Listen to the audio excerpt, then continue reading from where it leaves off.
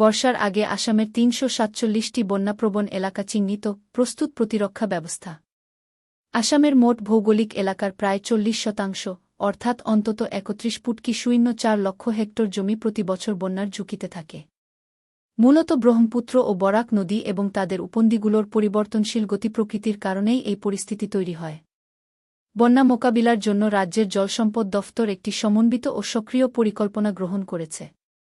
এর মধ্যে রয়েছে অবকাঠামো উন্নয়ন, প্রযুক্তিগত উদ্ভাবন এবং সাধারণ মানুষের অংশগ্রহণ। জলসম্পদ দফতরের সূত্রে জানা গেছে, আসন্ন বর্ষা মৌসুমে বন্যার প্রভাব কমাতে বিভাগ সম্পূর্ণ প্রস্তুত রয়েছে। এ বছর বন্যা মোকাবিলার প্রস্তুতি সম্পর্কে জানতে চাইলে দফতরের পক্ষ থেকে জানানো হয় যে, প্রয়োজনীয় সমস্ত বন্যা প্রতিরোধ সামগ্রী ইতিমধ্যেই বিভিন্ন ঝুঁকিপূর্ণ এলাকায় মজুত করা হয়েছে।